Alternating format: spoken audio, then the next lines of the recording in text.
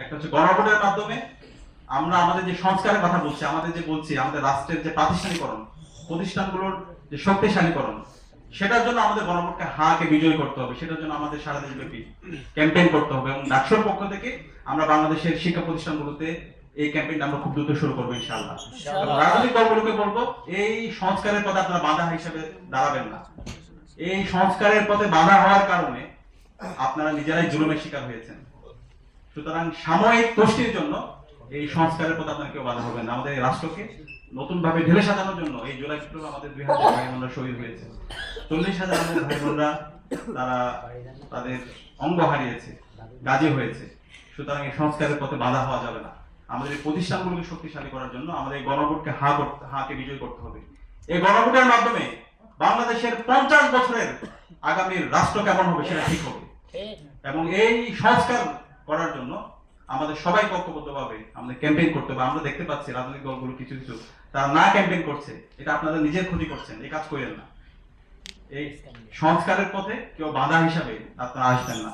সবাই ঐক্যবদ্ধভাবে আমরা যেন গণভোটে হাকে বিজয় করতে পারি এবং আমাদের প্রতিষ্ঠানগুলোকে শক্তিশালী করতে পারি এবং আগামী সুন্দর একটি রাষ্ট্র, একটা ন্যাশনাল কনসেনসাস আমাদের তৈরি করতে পারি। সেজন্য আমরা যেন ঐক্যবদ্ধভাবে আমাদের এই ক্যাম্পেইনটা করি এবং আমরা গণভোটে হাকে বিপুল ব্যবধানে আমরা বিজয়ী করি।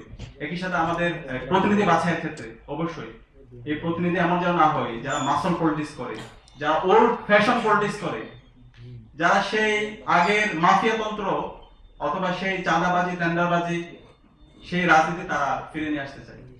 এই ধরনের প্রার্থীদেরকে যেন আমরা লাল কার্ড দেখাই, সে যে হোক, সে যে দলের হোক। যারা আমাদের প্রার্থীরা হবে তারা তাদের অবস্থান পরিষ্কার করবে। শিক্ষা নিয়ে তাদের চিন্তা কি সেটা তারা পরিষ্কার করবে। স্বাস্থ্য নিয়ে তাদের চিন্তা কি সেটা পরিষ্কার করবে।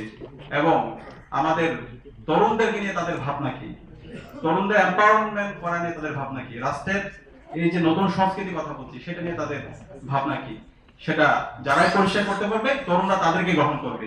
বাংলাদেশে 4 কোটি তরুণ যারা ভোট দিতে পারে নাই। সুতরাং তরুণরা যেদিকে পক্ষ নেবে তারাই বিজয়ী হবে। সুতরাং তরুণদেরকে বিক্রয় করা, তরুণদের বিরুদ্ধে কথা না বলা যারাই করবেন তারা আপনারা নিজেরাই নিজেদের ক্ষতি করবেন। আমরা অনুরোধ করবো সকল রাজনৈতিক দল যারা এবার নির্বাচন করবেন তারা তরুণদের কাছে আপনাদের যে অবস্থান, আপনাদের চিন্তা, রাষ্ট্র নিয়ে আপনাদের চিন্তা, দেশের অর্থ ব্যবস্থা নিয়ে আপনাদের চিন্তা, সংস্কৃতি নিয়ে আপনার চিন্তা, ক্যাম্পাস নিয়ে আপনার চিন্তা, সেটা আপনারা পরিষ্কার করবেন। আমরা এই ক্যাম্পাসগুলোতে সেই ছাত্রলীগের কায়দা যে রাজনীতি আমরা দেখতে পেয়েছি, গণরম গেস্টরুমের রাজনীতি, সেটা আমরা হইতে দিব না। আমরা এই ক্যাম্পাসগুলোতে সেই লেজুর ভিত্তিক যে রাজনীতি, সেই রাজনীতি আমরা আর হতে দিব না। আমরা এই ক্যাম্পাসগুলোতে আমরা বিগত ফেস্টিভ্যালে আমলে যে বিশ্ববিদ্যালয় ভিসিরা যেভাবে রাজনৈতিক দলগুলোর পেছনে দৌড়ে গেছে এবং যে শিক্ষক নিয়োগ প্রক্রিয়া মাধ্যমে এখানকার মেধাগুলো ধ্বংস করা হয়েছে সেটা আমরা হতে দিব না।